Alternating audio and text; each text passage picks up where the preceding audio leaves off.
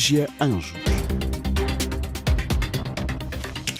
São, nesta altura, 18 horas aqui em Paris, a mesma hora em Maputo. Começa aqui o segundo jornal em português, na RFI. E marcar a atualidade desta segunda-feira, dia 17 de julho, a ponte que liga a Crimeia à Rússia foi atacada esta madrugada, sem reivindicar o ataque. Volodymyr Zelensky lembrou que ninguém se pode esquecer de como tudo começou, numa referência indireta à invasão russa da Crimeia. O hemisfério norte está a enfrentar uma onda de calor, com muitas cidades em Itália a registarem 40 graus Celsius. No controle técnico está Carmen Petolot e o jornal começa agora. E a abrir este jornal, o ataque à ponte de Kerch, que liga a Rússia à Crimeia ocupada, fez 2 mortos. Sem reivindicar, no entanto, este ataque, o presidente ucraniano escreveu hoje que ninguém se pode esquecer de como tudo começou, numa referência indireta à invasão russa na Crimeia em 2014. O presidente ucraniano acaba, entretanto, de defender que é possível continuar a exportar cereais pelo Mar Negro, apesar da Rússia não ter renovado o acordo com as Nações Unidas e a Turquia. José Pedro Frazão, em serviço especial para a RFI. Kiev acredita que é possível continuar a exportar os cereais ucranianos, mesmo com a retirada russa do entendimento mediado pela ONU e pela Turquia. Numa nota divulgada esta tarde aqui em Kiev, o presidente ucraniano lembrou que o acordo que rubricou as exportações de cereais mantém-se em vigor, pois foi assinado com a Turquia e com a ONU.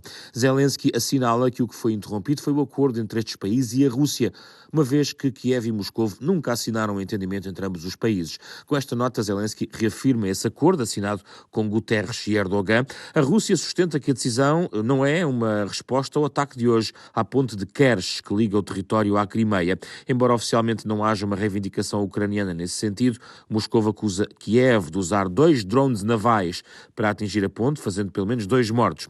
Para perceber as entrelinhas, há que saber de história. Para os ucranianos, 24 de fevereiro de 2022 não foi o dia da guerra, foi apenas a invasão em larga escala, uma vez que tudo começou em 2014, com a tomada da Crimeia pelos russos. Não será inocente o texto hoje publicado pelo presidente ucraniano nas suas redes sociais.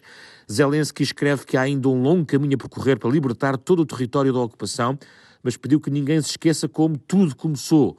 Uma referência indireta à Crimeia, ocupada em 2014. O ataque à ponte de Kerch é uma repetição do que aconteceu em outubro de 2022 e acontece também na véspera do início de um congresso de especialistas internacionais chamados aqui a Kiev para discutir nos próximos 2 dias o futuro da Crimeia. De Kiev para a RFI, em serviço especial, José Pedro Frazão. Entretanto, o secretário-geral das Nações Unidas, António Guterres, disse esta segunda-feira que centenas de milhões de pessoas vão pagar pela decisão da Rússia de romper com o acordo de exportações de cereais pelo Mar Negro, apesar do presidente ucraniano ter garantido, como dizia o nosso correspondente em serviço especial para a RFI, que o país está pronto para continuar a exportar cereais através do Mar Negro. Declarações de Volodymyr Zelensky. Desde este fim de semana que o hemisfério norte está a enfrentar uma onda de calor, com muitas cidades em Itália a registarem 40 graus Celsius, ao mesmo tempo que novos incêndios de grandes dimensões deflagram na Califórnia e na Coreia do Sul. Há fortes chuvas que têm causado cheias no país. Catarina Falcão.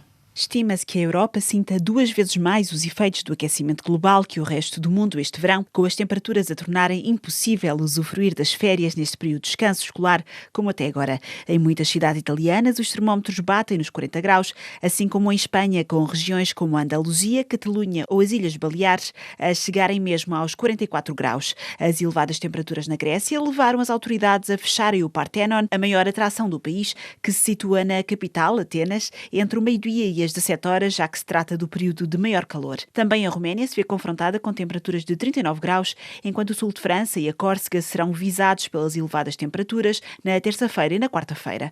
Só no verão passado morreram na Europa cerca de 60 mil pessoas devido ao calor. Devido às elevadas temperaturas, os Estados Unidos voltam também a ser ameaçados pelos grandes incêndios florestais, com o Val da Morte, na Califórnia, a registrar 54 graus no domingo. No sul da Califórnia, há já pelo menos 3 grandes incêndios ativos que levaram à evacuação preocupação da população. Na Coreia do Sul, as inundações estão também a causar grandes danos, com 33 mortos confirmados nas maiores cheias dos últimos anos a terem tido lugar este fim de semana. O país vai estar sob fortes chuvas, pelo menos até quarta-feira.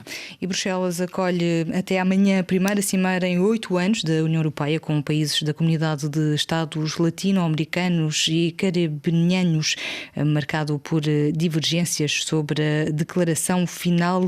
A Comissão Europeia anunciou um investimento de 45 mil milhões de euros na América Latina e Caraíbas em 135 projetos, como a expansão de telecomunicações e de reflorestação da Amazónia, reforçando a cooperação entre os blocos regionais. Vamos até o Festival de Avignon, aqui em França, no sul do país, onde ontem foi o último dia do espetáculo de dança L'Œil Nu, de Maud Blodel.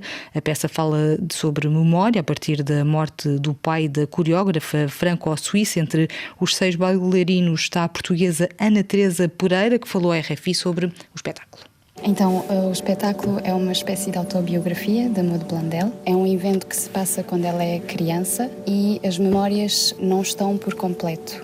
Por isso são pequenos fragmentos de uma situação que aconteceu, mas são por fragmentos porque a memória não está toda presente. E então esse título também tem a ver com a memória, porque a olho nu, à partida, significa qualquer coisa que conseguimos ver à primeira vista, mas aqui são fragmentos. Exato, e depois há uma coisa muito poética que ela faz, que faz uma ligação com o sistema estelar que se degenera. Começa a degenerar o grupo, a música, o espaço, tudo se degenera e, mesmo assim, continua a guardar pequenas espécies de memória de eventos que já tenham acontecido, que vão ser trazidos no presente, mas os acontecimentos que estão a acontecer no presente, eles não são sempre iguais, vão sempre mudando pouco a pouco. Declarações da bailarina portuguesa Ana Teresa Pereira, em cena até ontem na peça e no espetáculo L'Œil Nu, de Maud Blondel, uma entrevista conduzida por Karina Branco, que pode ouvir já a seguir este jornal no espaço Convidada. Bissau 94 FM. Em Cabo Verde, mais de 900 pessoas vão viajar para Lisboa para a 33ª Jornada Mundial da Juventude. A Igreja Católica Cabo-Verdiana admite a possibilidade do não regresso de alguns peregrinos, por isso está a sensibilizar os participantes a não aproveitarem a viagem para imigração clandestina, como nos explica o nosso correspondente Odair Santos.